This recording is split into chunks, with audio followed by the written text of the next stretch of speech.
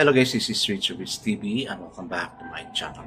Sa devotion guys, I would like to shout out the following person our channel na napunta rito at nag-join sa devotional. Shout out to God bless to John W. Abiden, Francis J. Canoy, Daryl P.S., Clarice Hilado, Ian TV, Michael Aburita, Ping Bertolpo, Connie Vlog, Heart Ponsalan, SSC TV of Korea, Glory Faith, Gloria, King Mondero, Dalan Pinatakan, Rian Brisaga, Maridel Kabab, Basada, French and Dog, Bin Lawrence Chonko, Goldie Last, Juan Anthony Balmoria, Leo Bacoteco, Mark Anthony Pamisa, Jillian Bogo, Crystal, Claire, and Ashley Tormicha.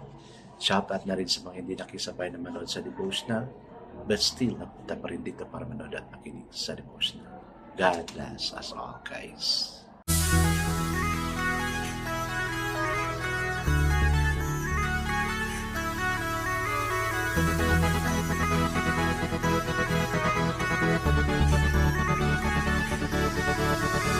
Rich TV, where you heard it, number one is on the top. Good advice is they'll never stop. Rich TV, where you heard it, number one is on the top. Good advice is they'll never stop. Are you not enjoying your vacation? Lalo-lalo sa estudyante ko. No? Sana sulit-sulitin natin yung bakasyon natin. Kasi minsan lang to. If the class starts, then, ayan, stress na naman, pressure na naman. Kaya, let's enjoy our vacation. Alright guys, let's not proceed to our devotion. Let's open the Bible to Revelation chapter 1, verses 9 to 20. This is about one like a son of man. Ang babasahin ko, no? So, still guys, I'm using the devotion study Bible because the words used here simply by maintindihan talaga natin. Okay, the word of the Lord in Revelation chapter 1, verse 9 to 20 says, I, John, your brother and companion in the suffering kingdom and patient endurance that are ours in Jesus, was on the island of Patmos because of the word of God and the testimony of Jesus.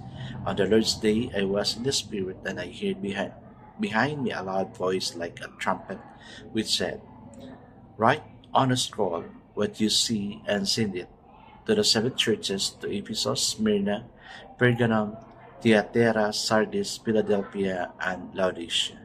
I turned around to see the voice that was speaking to me, and when I turned, I saw seven golden lampstands, and among the lampstands was someone like Son of Man, dressed in a robe reaching down to his feet, and with a golden sash around his chest.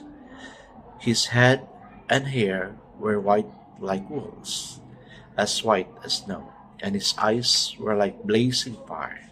His feet were like bronze glowing in the furnace, and his voice was like the sound of rushing water. In his right hand he held seven stars, and out of his mouth came a sharp double-edged sword. His face was like the sun shining in all its brilliance. When I saw him, I fell at his feet and though dead. Then he placed his right hand on me and said, Do not be afraid. I am the first and the last. I am the living one. I was dead, and behold, I am alive forever and ever, and I hold the keys at the death of Hades. Right?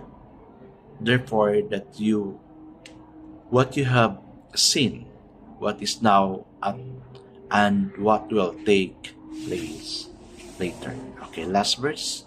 The mystery of the seventh star that you saw is my right hand, and of the seven golden lampstands is this: the seven stars are the angels of the seven churches, and the seven lampstands are the seven churches. Amen and amen. Ay guys, let's not pray.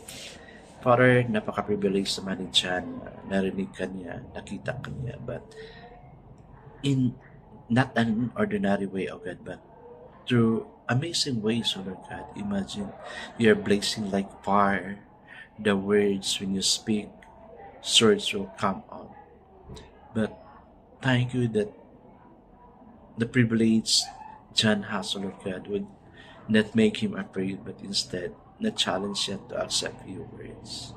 Lord, you are the Alpha and the Omega, the beginning and the end. Sa buhay namin, Lord God, hindi namin alam kung kailan yung end.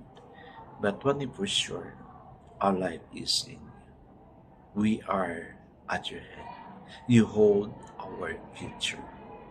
We pray, I pray, sa mga dito ngayon, O God, kukunti lang kami, but yet, these are the people whom you convicted to come and listen to your words. Bless them, Lord God, whatever struggles they have. May you be with them, O Lord God. Bless the works of their hand. Abundant blessing be upon them, O Lord. Bless us all in Jesus' name, pray. Amen and amen. The focus verse for this evening, guys, is found in Revelation chapter 1, verse 11, and it says, I am the Alpha and the Omega, the first and the last. So the title of the devotion for this evening, guys, is the Alpha and Omega. In the context of what we have learned about the difficulties of being a Christian at Smyrna, we can see why Jesus used the subdescription, the first and the last, who died and came to life.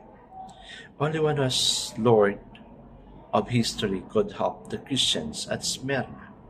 The one who was the source and end of all could give perspective to the troubled lives. His message on life were living power for conflict. The most triumphant, fear-dispelling fact about him for the Christian at Smyrna was that he was the one who died and came to life. This Jesus. The resurrection was not just an event in history, it was the answer of the riddle of history. Because I live, you will live also. This gave them hope for every day and the last days in death. Be very clear about who Jesus Christ is for you. Is he the living resurrected Lord? If so, he is present Lord who offers us a resurrected life for today's as well as the hope of eternal life. Kaya sabi ko, dapat hindi natin basta-bastahin yung relationship natin kay Lord. Pag may problema tayo, saan ba tayo tutungo? The best person whom we can run to when we are in a problem is to God. Kasi nasa kay Lord lahat. Imagine, He was the Alpha and the Omega. Pag mamatay tayo, saan tayo pupunta? Dapat kay Lord pa rin. Diba? God died, napakatao siya. At the same time, God, He is man and God at the same time. Napakamatay na buhay. If God is your God, then dapat we have to do things to glorify Him. Kasi when we die also, we'll be resurrected also with Him. Ang ganda ng promise na kasi nga, Alpha and Omega siya. He is the end, He is the beginning, and He is also the end. Pero sa kay Lord, walang end sa buhay niya. Kasi Panginoon siya, Diyos siya. Tayo tao lang. We are prone to many things on earth that would fall us down. But if we confess our sin, He is faithful and just to forgive us from all of our unrighteousness. Kaya, let's make God our Alpha and Omega. I guess let's not pray. Father God, the one who chose and called us, who sustained and sentenced us, is the one who is utterly reliable for life's problem. Amen. And yes, guys, our God is utterly reliable for our problem. Remember, He is the Alpha and the Omega. God bless us always because I know God surely blesses 10 times better. This is again Rich TV. Kita-kita tayo muli namin sa muli. Paalam!